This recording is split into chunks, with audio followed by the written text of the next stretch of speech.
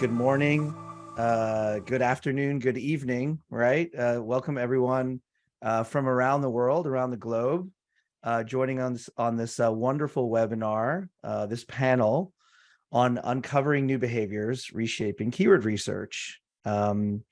We have three of us here to discuss this really important topic. So I'm Ari Nahmani. I'm the CEO and founder of Kahena, which is a search marketing agency based here in Israel and the UK. We focus on enterprise SEO, SEM.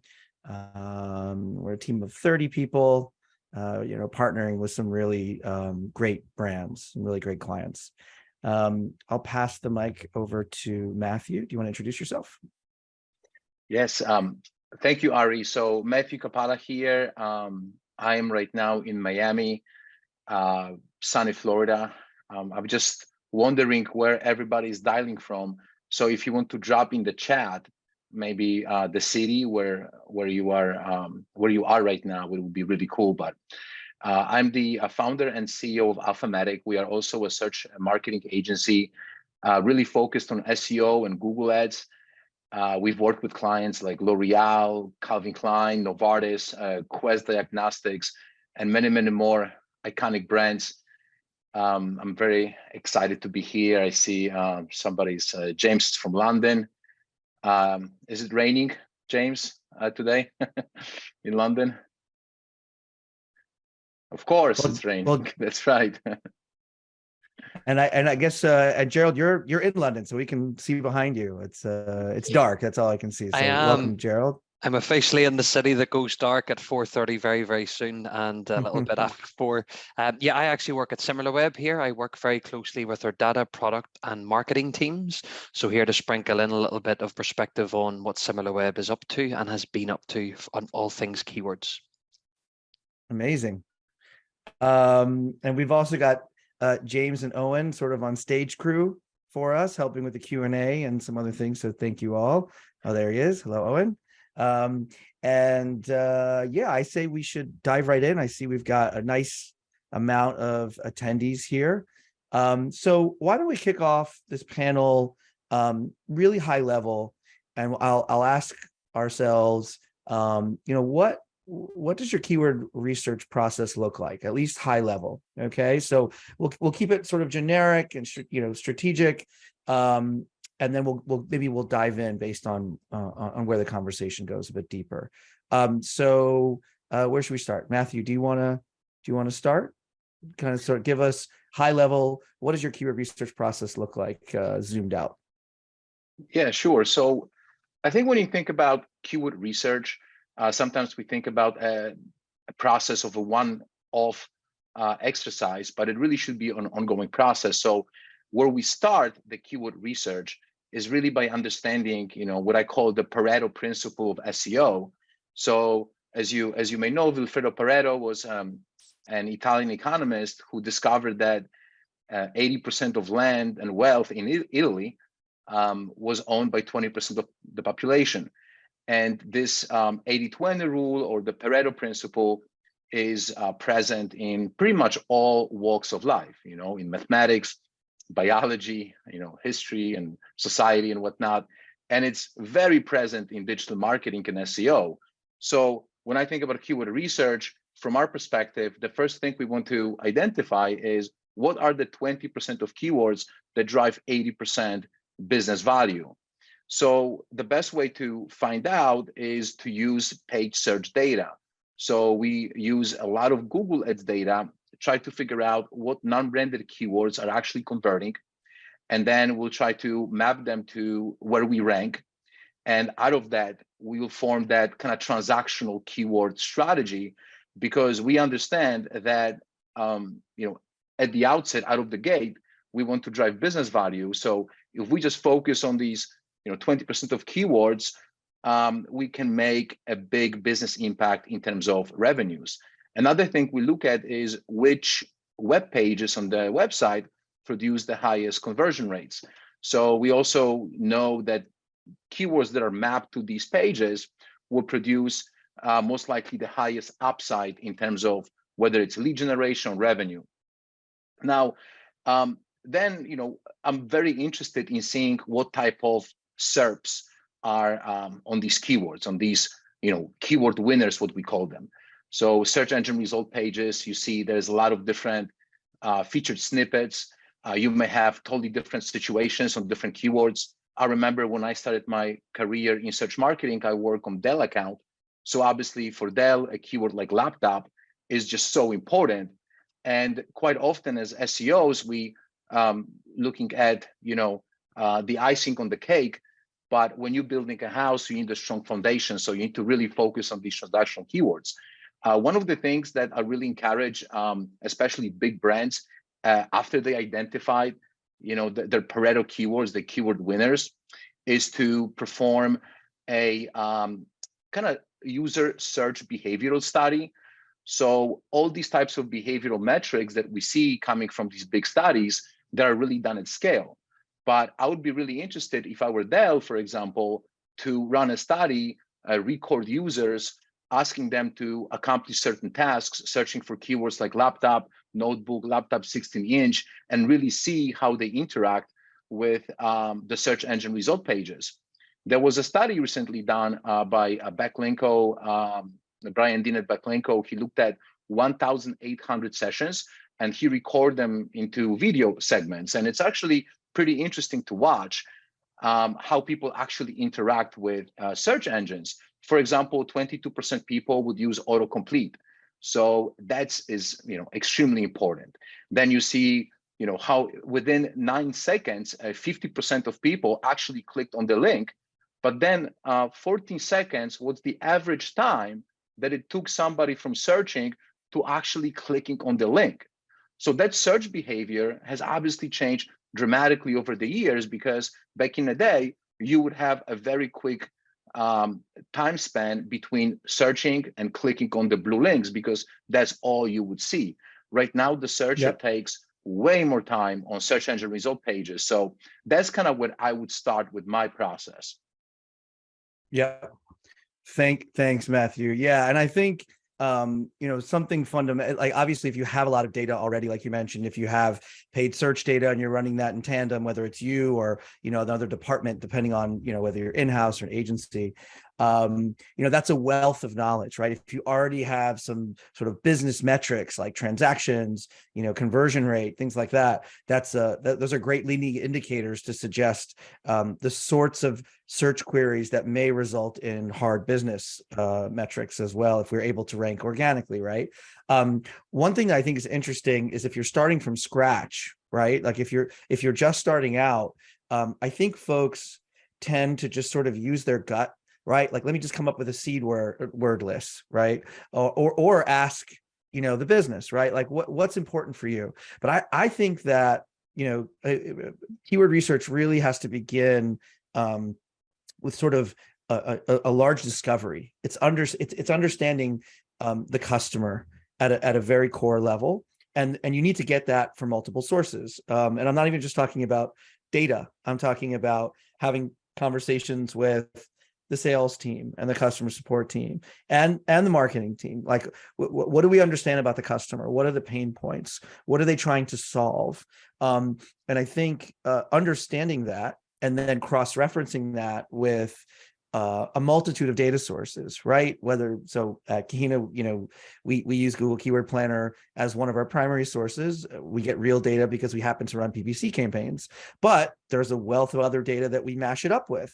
Ahrefs and SEMrush and RankRanger, who's now acquired by Similarweb, right? So mashing all of that data together allows us to kind of put into context, what are the high volume keywords? What are the low funnel intent keywords? And what do we understand about that matched up to the interviews that we've had with our customer or different departments in our business, and so on and so forth. And I think understanding that allows us to have a foundation to build and structure a keyword list or a keyword targeting list that could end up in an Excel. It could end up in a strategy document. We could apply that in different ways, which we'll get into. But yeah, I think it's all about different data sources, including human ones. I love that. Yeah. And it really is the thing really that underpins all of this is psychology. In essence, what you said there too, Ari, is what are people actually going to do when they do a search for this term? And that really gets into the behavioral aspects of it, not just what the searcher's looking for at this point, i.e. doing keyword research for that topic. It's actually thinking about what would they do after, for example, they were to purchase this product, and how else can we create a piece of content on our website to think about that entire flow and journey that Matthew was referring to earlier. I think in its simplest form for me, keyword research has 3 stages. First is the why, which is the psychology that underpins it. Remarkably, and I'm going to say something quite controversial, all content isn't there to gain traffic. It might be actually you want to create a piece as a branded content for someone to better understand your product after they've bought it. It might be that actually you want to start doing keyword research to increase your rank and traffic and gain more visibility. Or actually, I'm going to probably say another banned word, backlinks. You might actually want to create content to actually support your backlink and off-page strategy and things like social shares. So that's the first bit, that's the why. The second bit then is the get, which is like all of those data sources. This is where first-party data and third-party data is highly valuable. First-party data, remarkably, everyone, if you've got a website and you've got a search bar in it, you've got access to on-site search of your branded website. That is really powerful. If I was working for a retailer now, that would be one of my go-to sources of information, because I want to know and find out what products are people searching for on my website that they know my brand has already got an association with. And that goes back into the why, and you can see how this interlinks to each other. And finally, it's the do. Matthew mentioned it bang on there about like things like SERP features and so on. But this is where then the optimization of that content, what do I need to do? But I think critically when it comes to keyword research, because there's so much noise out there, one thing we shouldn't be doing is creating content for the sake of creating content. Do something that's different. Have a look and analyze who are the top ranked websites. What are they doing? What are they not doing? Do your SWOT analysis and really try and think about what does my content need to look like based on that? Because at the end of the day, websites that rank high are essentially in the engine's eyes for your particular location, the best piece of content on the web for that particular term. You want to then actually create a better piece of content on the web for that particular term. Go ahead, Matthew. Yeah, I think so. Number one, we talk about prioritization. The bigger the website, the bigger the business, the more complexity you will have. And sometimes complexity can drive marketers to inertia. They have just too many keywords, too many pages to optimize. So, once we figure out how to prioritize what is most important, intent really plays a factor in that. With my clients, I like to always divide keywords and content into 2 buckets. One would be transactional intent-driven commercial intent. And on the other hand, you would have authority content, navigational content, informational content, and whatnot. So, the second step in this process when it comes to keyword research, once I identify a small group of keywords where I want to focus first and I want to run deep user studies to really understand these a few movers and shakers. I want to plot my rankings. So if you're ranking number 1 to 5 on a keyword, your strategy may be a little bit more defensive. You want to maintain your ranking. You're looking at about, I think, 60% or so of all the clicks if you're within top 5. So we call them keyword winners. Then we categorize, position 5 to 10. These are keyword sleepers, because you may be getting like 3%, 2% click-through rate from position 7, 8. So obviously moving to position 2 can have a huge impact on your business, okay? And then, what we do is at the very strategic level, we call it persona-driven SEO conversion funnels. And this is an exercise where we really start with a buyer persona and then map keywords to these different buckets and map it to content and also specific conversions. And that's how we organize. We use Rank Ranger Enterprise 360 software. I'm actually a Rank Ranger brand ambassador, so I really like the product, and I'm very excited about the integration with Similarweb, because even if you're not doing Google Ads, you can look at what type of unbranded keywords your competitors are buying using SEMrush paid search keyword discovery tool. So that will give you a glimpse into more of a transactional keywords that the category leaders are purchasing. But then, as an example, we work with a resort in Las Vegas. So there's really different buyer personas. So we have the gamer persona. So the casino keywords would be appropriate for that persona. And then you have entertainment seeker. So now we have Las Vegas shows and different musical venues or whatnot. Then you have, somebody interested, in a vacationary persona. They will be interested in hotel keywords, spa keywords, and attractions and whatnot around Las Vegas. Then you have a meeting planner, conference keywords. So you see, if you don't really organize these keywords into the right groups and you don't understand what landing pages are connected to them, and also they're going to have a totally different conversions assigned to them.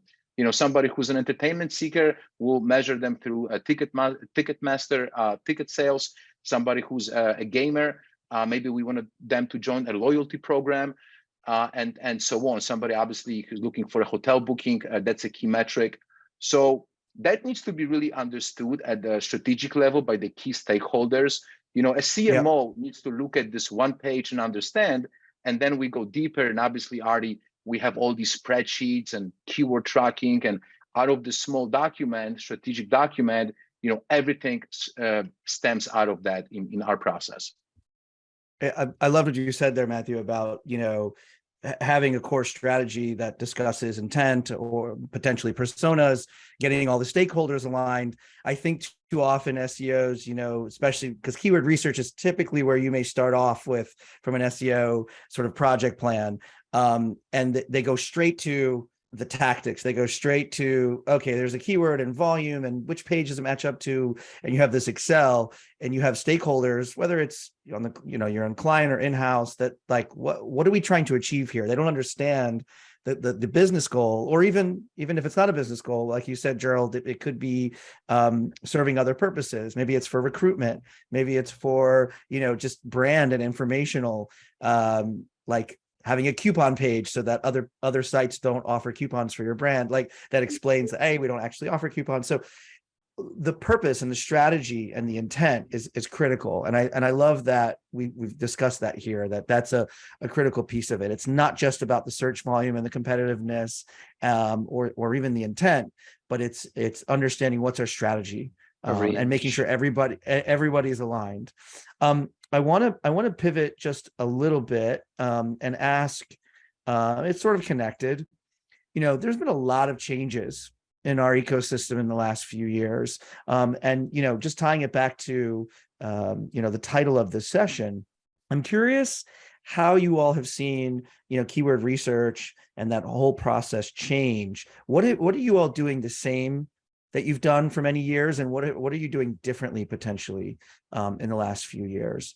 I'll start and simply say that we have completely changed how we look at keyword research, at least when it comes to what we believe the predictive outcomes may be as a part of that strategy. So for example, maybe 5 or 10 years ago, right, we would add some seed words, get some data on the search volume, categorize, transactional, informational, navigational.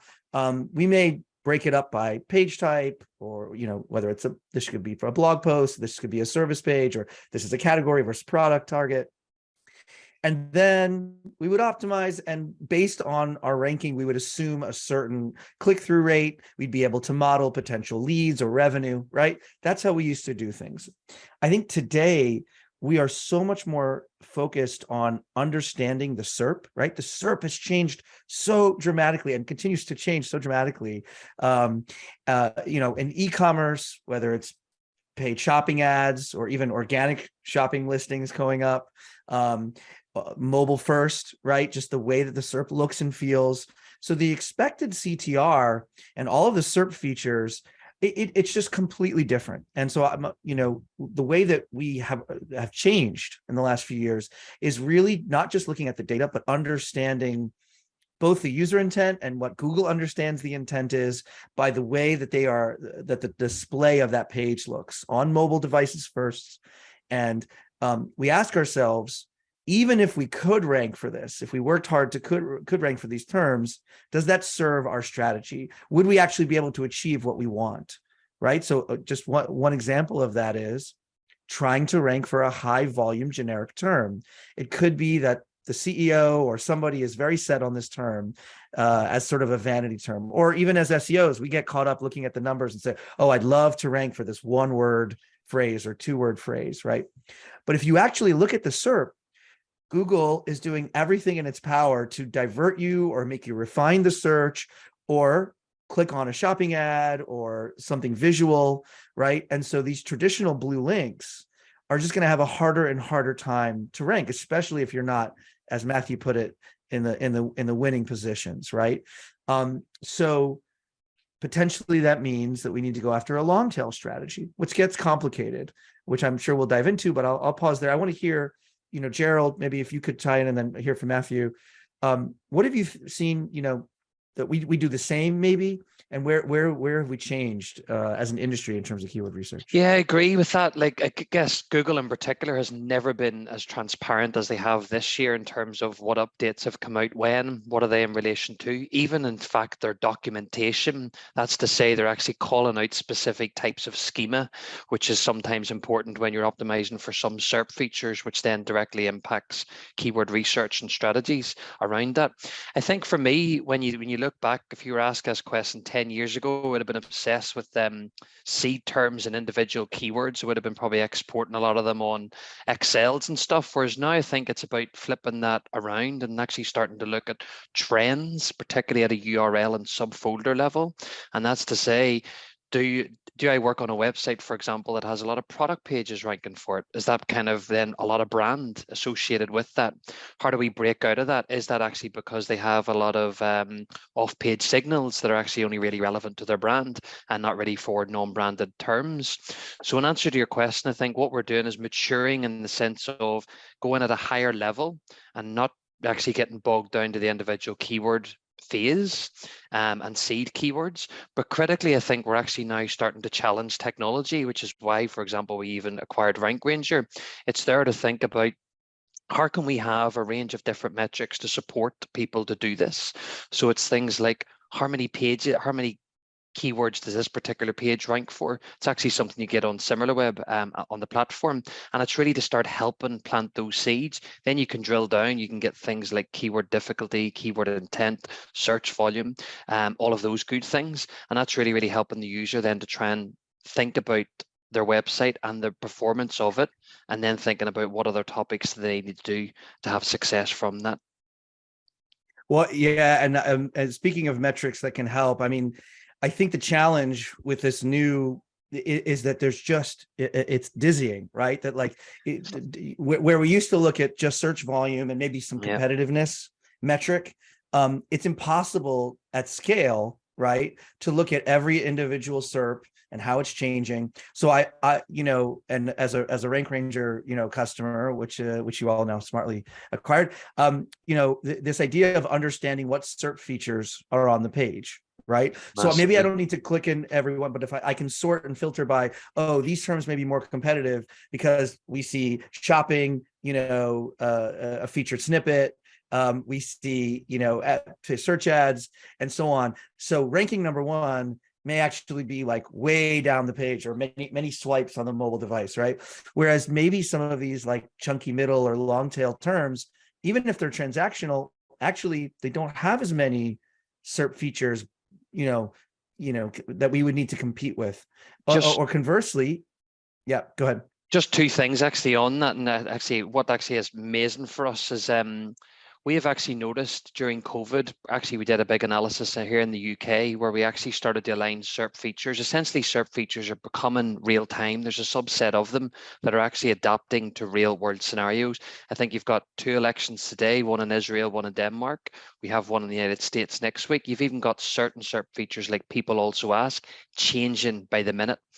People, as they start to find out when results are published, they actually change. What we found on our own analysis during COVID in the UK is when lockdowns occurred, once the second legal lockdown occurred, Google knew within 2 weeks to start reducing Google Maps in the UK. So it's starting to actually identify SERPs associating them with real-time data and reacting to that.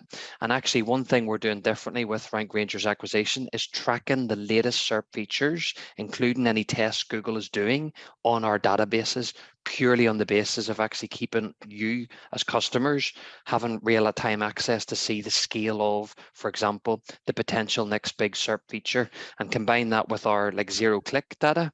It's a match made in heaven. Yeah, no, it's just so critical that modern SEOs, not just in keyword research, but also, you mentioned iterative approach, Matthew. You could be ranking in the same position, but your CTR could drop, your traffic drops. Like, what? Well, the SERP completely flipped. It changed. The intent maybe changed, trends and so on. So yeah, I'm interested to hear. I don't know, Matthew, if I know you've been in SEO for a while, like myself. Like, are there things that you still feel are the same? Like, I know some people get so caught up in the technology and the metrics. Are there things that you still really do the same, or are there things that are like really different now that you all are doing? Yeah, so I've been practicing SEO hands-on as a practitioner for 15 years.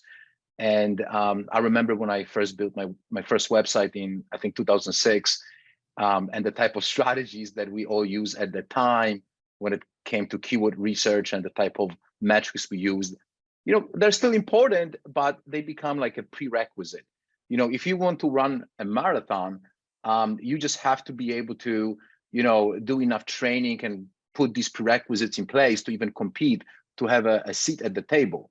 But to be top 10 and to be top 3, it's much different. So during COVID, I was studying psychology a lot. I used to, when I lived in New York, I was a professor part-time at New York University. So I wrote a book then, and then I wrote a kind of sequel to my book, The Psychology of a Website, where I predicted that modern SEO is really about understanding and predicting human psychology. Because if you reverse engineer Google's algorithm, they're trying to be more human, right? They use artificial intelligence, machine learning. They have all these different updates and whatnot.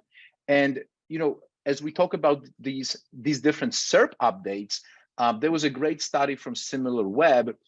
I think of like 11 trillion keywords. I mean, it was a massive study. And it's really interesting how these featured snippets vary between different markets. In the US, I feel like we have the most featured snippets visibility on the keywords. Over 50% of keywords in the US from that study, what I remember is that they are either people also ask related questions or related queries. So how that has affected the search behavior in keyword research, as I mentioned before, now it takes over 10 seconds for somebody to click any link. So a lot of this information is brought up to you, and you have different search behaviors. Some of the studies, they talk about things like narrowing the search. So you really a user would start with a very broad keyword, and then based on autocomplete, based on some of these related questions, they start narrowing. So they go back to the search box and they refine their query, or they click on autocomplete, or they click on some of the answers that Google recommends. Okay, so that behavior also has brought up new SEO metrics that we have to consider in a keyword research. Okay, so some of the user engagement signals, and there was a study, and I want to just caution that it was a correlation study. It wasn't a causation study from SEMrush. They noticed that, and again, they looked at billions of sessions or whatnot. So these studies are extremely broad in scope and not applicable to every keyword, but they found out that when the bounce rate is below 50%, it would be there would be a higher correlation to rank top 10. Or when the time spent was about 3 minutes or more, that would be more correlation to higher rankings. So now as SEOs, if I have a page, there's also, by the way, there's also pogo sticking, which is something that can really affect you positively or negatively. As you mentioned, Ari, the click-through rate, Google can see these things. So they see that somebody is, user is clicking, not finding, going back and refining, okay? Or they click on position 2, which may be your website, and they bounce back, they click on position 3, and they stay for 3 minutes. Next time, you may be position 3, and the website below you may be position 2. So I feel like as industry, we are very fixated on rankings and traffic, but what really need to start paying more attention to is, are we building trust? Are we getting 100%. attention, right, with our content? Because that may be a reason why you are dropping in position on any given keyword, right? 100%. And if I understand, what you're getting at, Matthew, is, we have to make sure our content answers the intent of our user's query. Are we surprising and delighting them? Are we, it's not enough to rank, but to stay there and have sustainable ranking, you need to make sure that content really fulfills the query. It really answers and informs that person. And it doesn't mean, like as Matthew said, it's a correlation study. It doesn't mean that you have to have below 50% bounce rate or more than 3 minutes on site to rank in the top 10. It's just illustrating the fact that the engagement of that page tends to result in better rankings, right? And I think that sounds logical. Some people take it too literally, right? But it's the old true statement of content is king, but it's also the engagement and answering the query that is truly king here. Cool. Let's pivot down and keep the conversation going. We've got about 15 minutes left, and then we'll take some Q&A. I'm curious if we can go into intent just a little bit more. I'm interested in how you all see intent. Like, are there ways or methods that we can kind of understand intent at a larger scale? And further, how are we looking at multiple data sources, or how are we ensuring that we're really understanding the customer and all of their pain points and all of the things that they may search, right? Is one data source enough? How do we categorize, et cetera? So, Gerald, are you cool to answer this one? And we'll absolutely. Okay. I think for me, intent is the backbone of keyword research, and I think other people will refer to it as the buyer or the consumer's journey.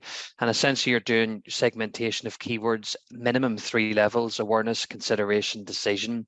You might have other levels, like, for example, inspiration. So examples, just very quickly, of those keywords would be something like paper would be what we call an awareness term. Are they looking for a newspaper, wallpaper to decorate a house? It's very unclear as to what that is. Those keywords, for the most part, have usually a lot of searches, and that goes back again, Ari, to one of your points of it's not always about finding keywords that get a lot of searches. It's looking at a range of other metrics. Then you've also got consideration. It might be things like A4 paper. That might be more of a consideration phase. Okay, this searcher is probably looking for printer paper.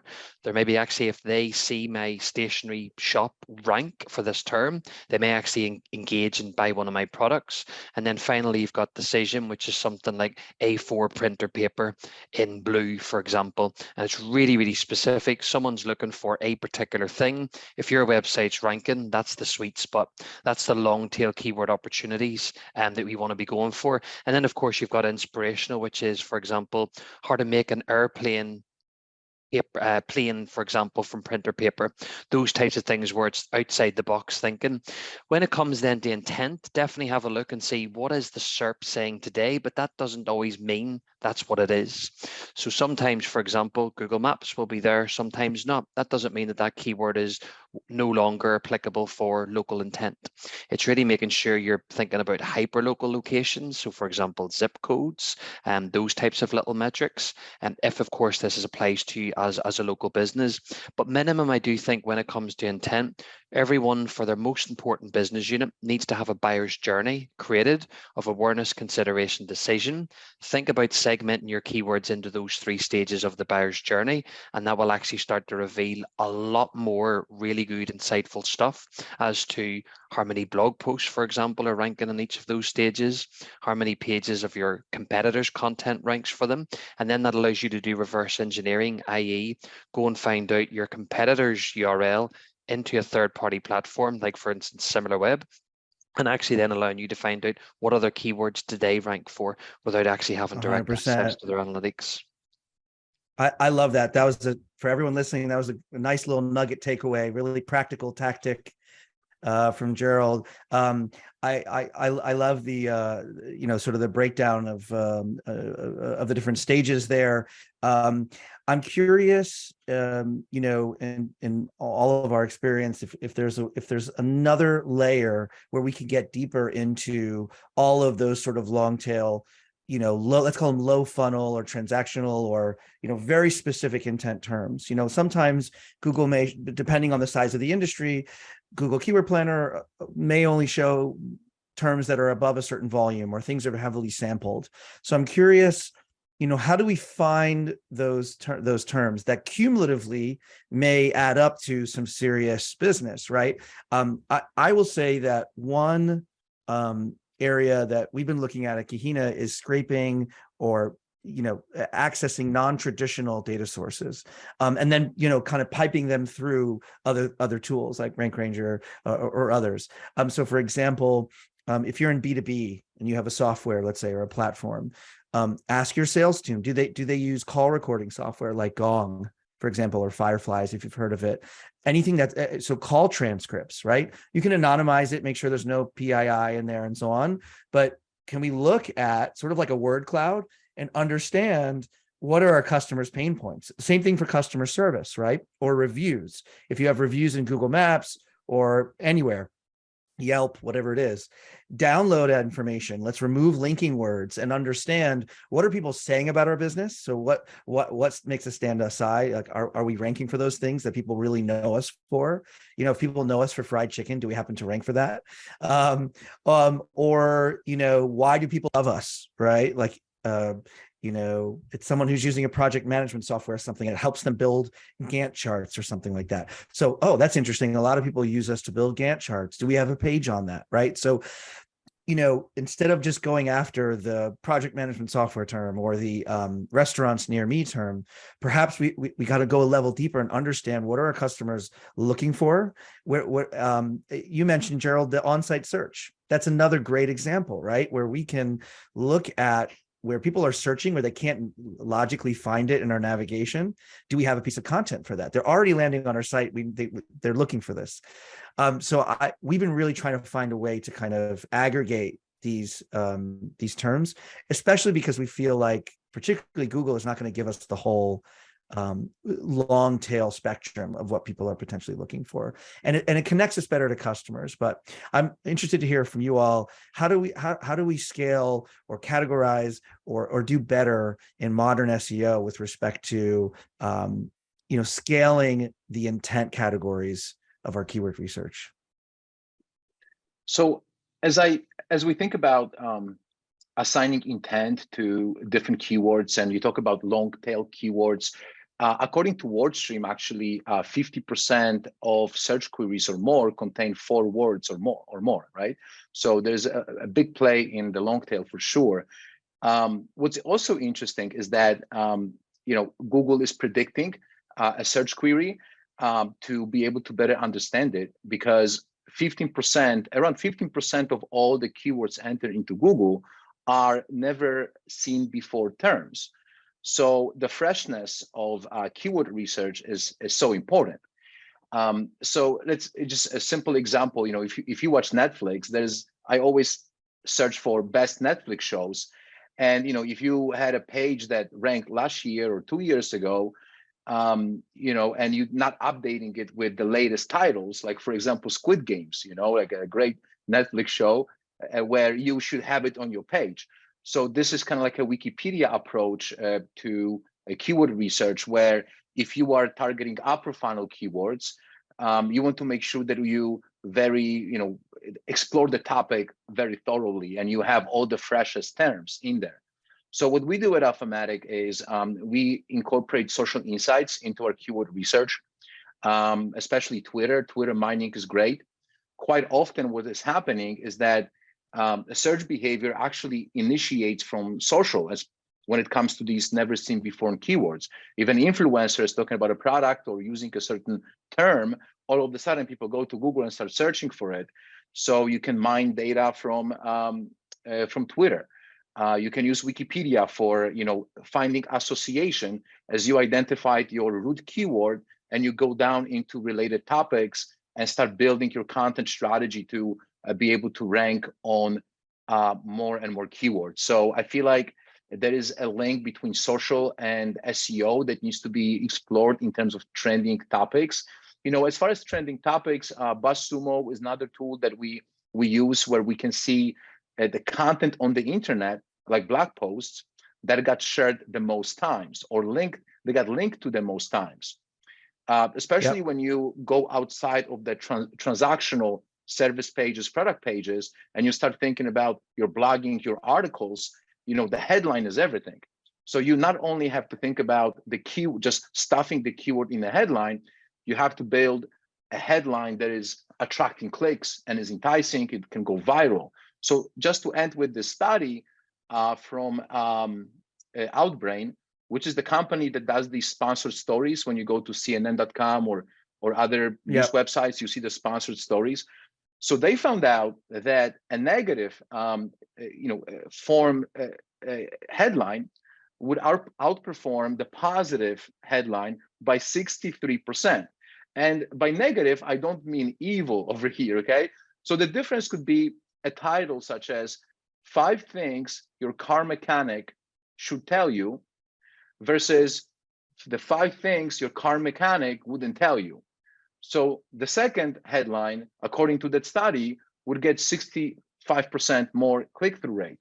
So the art here of this human psychology and how we try to optimize our keyword research is that we really have to understand that the title and the headline when it comes to blogging and articles, in addition to using a keyword, is really key if you want the content to perform well. 100%. I love that. I'm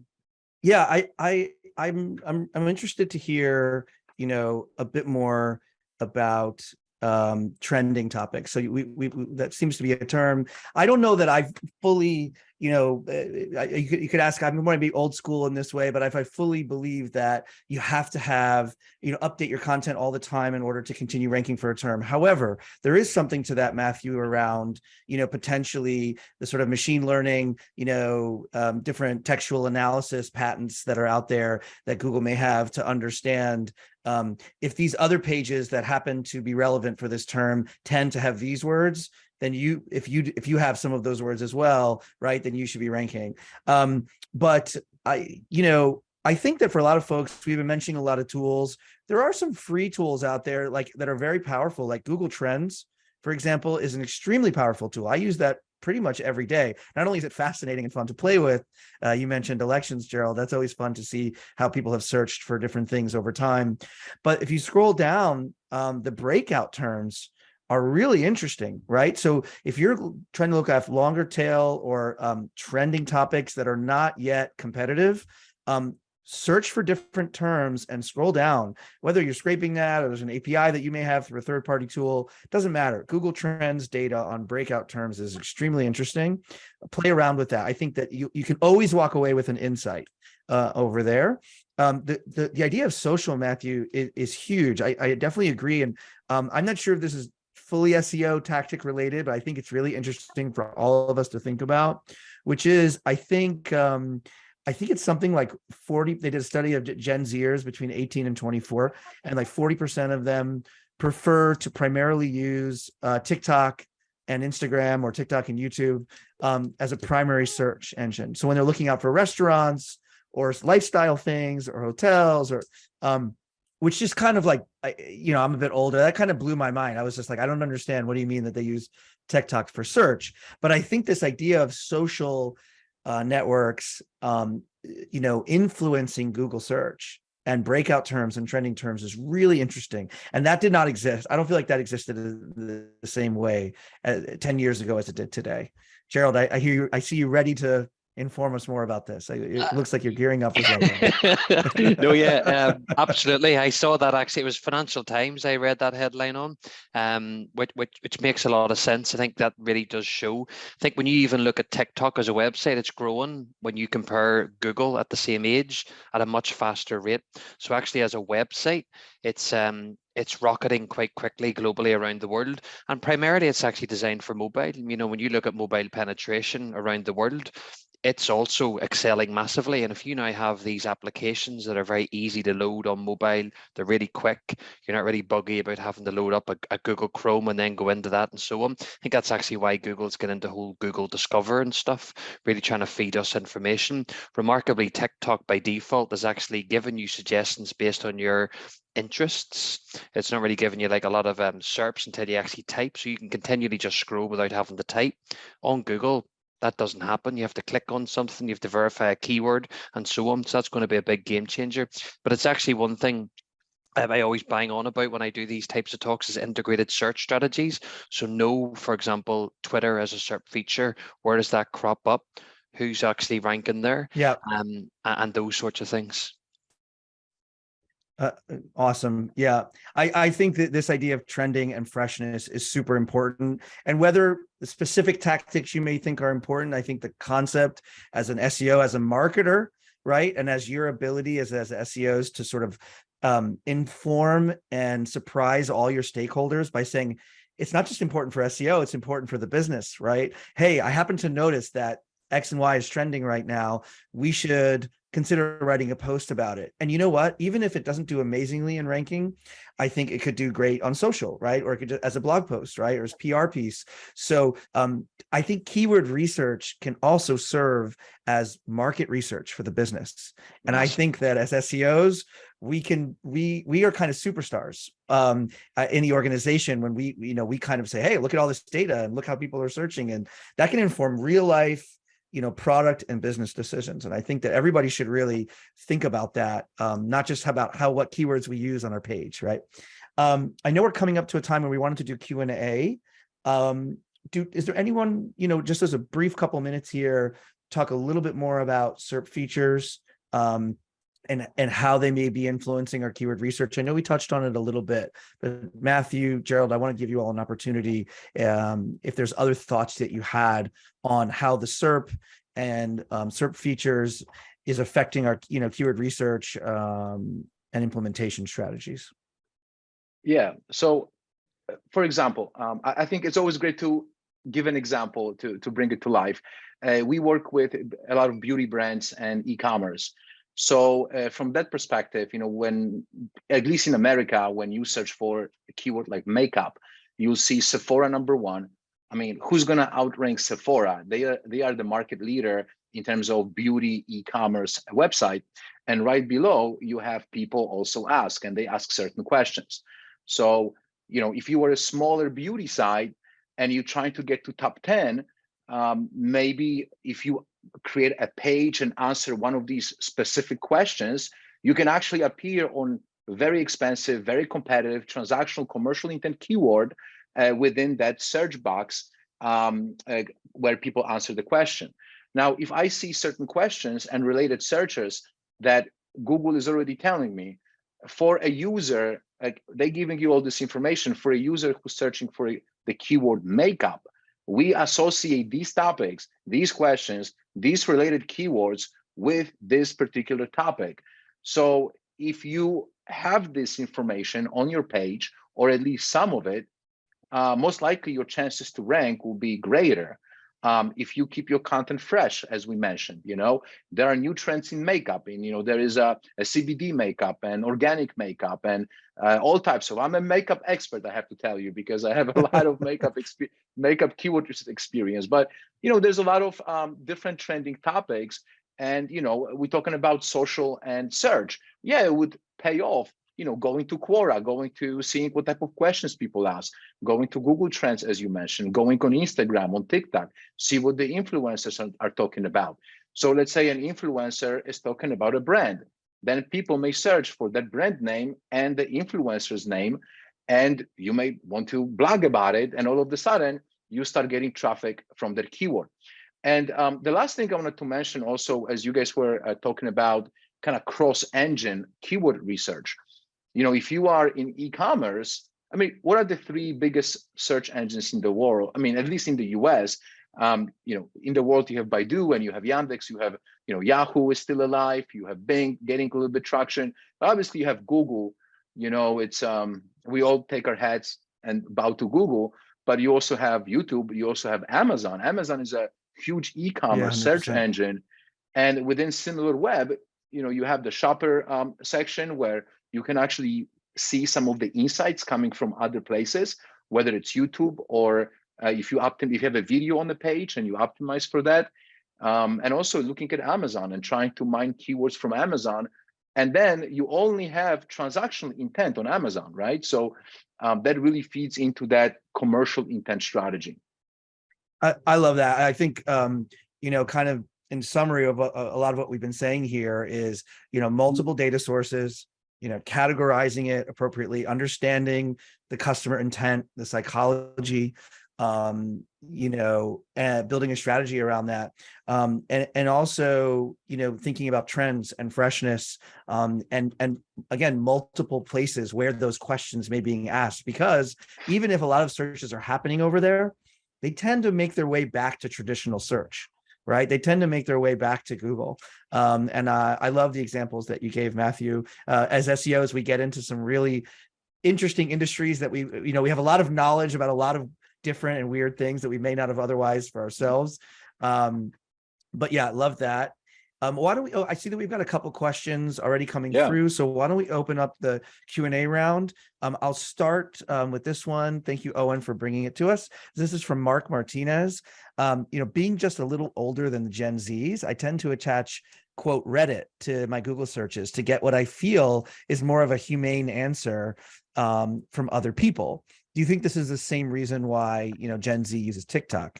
So I think that's an interesting question, right? I think people Google subject and then maybe a website because they don't go to, they're just lazy. They'll go to the other website. And definitely there's a lot of searches. I know people searching for Reddit. I think there is something to that, right? Where we will, maybe Gen X or older millennials may go to Reddit. We're used to reading forums and reading what people may think. And maybe we feel like it's more of an authentic answer. I think Gen Z may just be interested in video content. Right. I know a lot of folks will just go straight to YouTube and search. And I myself have started to do that because the video may be a more engaging content, an engaging answer. So something definitely to consider. Gerald, Matthew, do you have any thoughts on? Yeah, it's a really good one? point. And I think it's the backbone. At the end of the day, we have different learning styles. There's people that are a bit more visual, auditory, and so on. And video really plays to those. There's other people that just like to read, in which case there's a different source or data source that actually suits that need. So in answer to your question, it's really thinking about and knowing who your audience is and what types of content would best match that. And to my point, that's great. And by my point earlier about, keyword research doesn't just need to be for Google and landing pages. It could be for, understanding YouTube. Matthew, you mentioned Amazon. As I think a good SEO is going to be working with different departments and giving them ideas and search data. And that will take your SEO value as a practitioner, either as a consultant or in-house. It's not just about organic traffic, but also, what data have you shared with the organization to improve the business? Who cares if somebody goes to YouTube and finds your YouTube video and then comes to your website and transacts, right? You helped optimize that video or create a new video based on, or a new post or whatever, based on that research. So, let's see, any other questions? If you all have, please use the Q&A. I'm happy to answer. Let me just go over here. I don't see. Oh, and if there are others, feel free to shoot them over. What's that? I see some of these questions appeared as answered. There was a question about not B2B. Oh, yeah. Do you want to read it out? I feel like I don't see that one. I did see it, and I'm looking for it. But here, it was a. Here we go. They're on the open side. Niche B2B market, I found it hard to get keywords with enough volumes in Google Keyword Planner. So what do you do with niche markets, basically? Tried going broader with my keywords, but that brings too broad terms that are unlikely to bring our clients. So I think that, in short, what we discussed around using multiple data sources, Matthew mentioned Quora, which is a great source. Looking at how people search, people also ask, look at Google Suggest, Google Trends. Try to find queries that make sense to you, that you have evidence that are important enough to be featured by Google in another way. People also ask Google Trends. If you see a lot of people discussing a topic in Quora, for example, I mentioned if you can get access to review data about that B2B niche, or call transcript data, customer service, anywhere where you know that question may be important enough, and writing content about that. I would also suggest maybe consolidating several questions that are kind of, or several topics that are kind of similar, into more of a long form post, as opposed to necessarily just writing a few sentences on a very niche term. Because I find that more epic page that talks about a lot of topics with subheadings may, kind of like as a marketing flywheel, be a hub for a lot of these longer tail terms. I'm interested, Gerald, if you have or met around, how do you handle niche B2B terms with low volume or zero searches? Yeah. First, it's important to understand that in these situations, you don't need a lot of search volume. Sometimes, a few people search this way, but everybody who search this way can be a potential buyer or potential lead.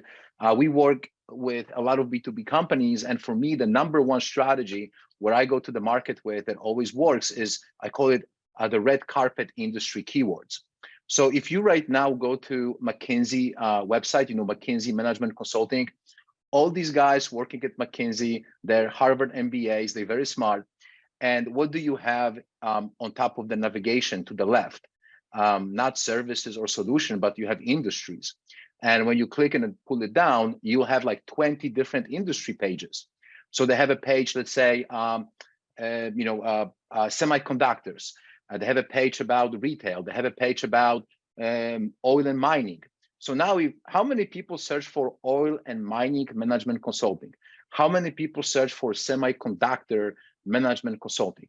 Not that many. But every person who searched for that keyword is a potential buyer. So what I would encourage you to do is look at, what type of industries do you serve? What is the 80-20? What is the red carpet industry? What are the industry with big spending power?